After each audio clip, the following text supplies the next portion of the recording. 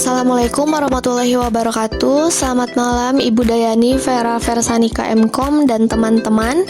Perkenalkan, saya Arisyarin Sundari sebagai moderator pada presentasi hari ini, dan rekan saya Baruna Fuja Hendro Satrio dan Muhammad Ihsan. Kami akan presentasi dengan topik audit sistem informasi PT Mejiku Triputra, yaitu dibuat untuk memenuhi salah satu tugas mata kuliah audit sistem informasi.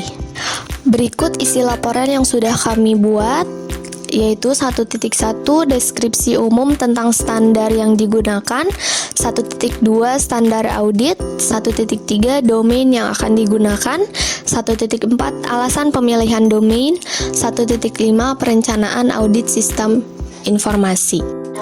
Untuk materi pertama akan dijelaskan oleh saya sendiri, yaitu deskripsi umum tentang standar yang digunakan. COBIT 5.0 adalah kerangka teknologi manajemen, informasi, dan tata kelola yang ditujukan untuk seluruh perusahaan. COBIT 5.0 juga merupakan kumpulan praktik terbaik tata kelola TI yang dapat membantu auditor, pengguna, dan manajemen menjembatani kesenjangan antara risiko bisnis, kebutuhan kontrol, dan masalah TI. Secara umum, COBIT 5.0 didasarkan pada 5 prinsip dasar, yaitu menanggapi kebutuhan pemangku kepentingan perusahaan atau lembaga. Yang kedua, konvergensi perusahaan end-to-end berguna untuk mengintegrasi tata kelola TI perusahaan ke dalam tata kelola perusahaan. Yang ketiga, menerapkan kerangka kerja terintegrasi tunggal. Ada banyak standar terkait TI yang masing-masing memberikan panduan pada sebagian aktivitas TI. Yang keempat, mengadopsi pendekatan holistik, tata kelola, dan manajemen perusahaan yang efektif dan efisien. Yang kelima, memisahkan administrasi dari manajemen COBIT, membuat perbedaan yang cukup jelas antara administrasi dan manajemen. Materi selanjutnya akan dijelaskan oleh rekan saya, yaitu Baruna Fuja Hendro Satrio. Baik, yang selanjutnya ada 1.2 standar audit. Menurut ISAKA 2012-15, COBIT 5 merupakan pedoman ISAKA yang membahas tata kelola dan manajemen teknologi informasi. COBIT 5 dibuat dengan mempertimbangkan praktik terbaik dan pengguna dari komunitas teknologi informasi, risiko, asuransi, dan keamanan. COBIT 5 mempunyai 5 prinsip. Yang pertama, mengeksplorasi kebutuhan pemangku kepentingan. Yang kedua, prinsip kedua, cakupan perusahaan yang komprehensif.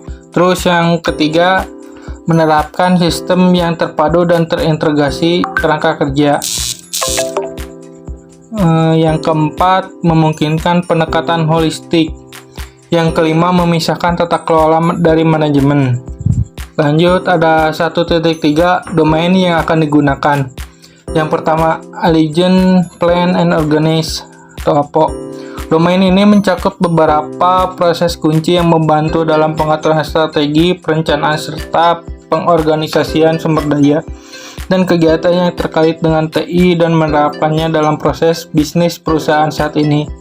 Subdomain yang dipakai dari domain ini yaitu APO 08 Manage Relationship, berfokus pada pengelolaan hubungan dengan pihak eksternal terkait TI, termasuk vendor, mitra bisnis, dan entitas lain terlihat dalam ekosistem TI organisasi.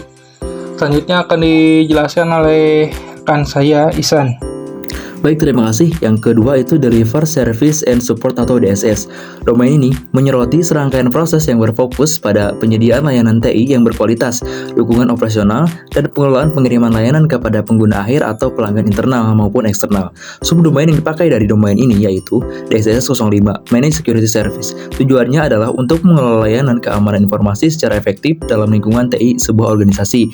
Ini melibatkan pengelolaan aspek keamanan yang penting untuk melindungi informasi dan sistem yang digunakan oleh organisasi. Dan yang selanjutnya ada 1.4 alasan pemilihan domain.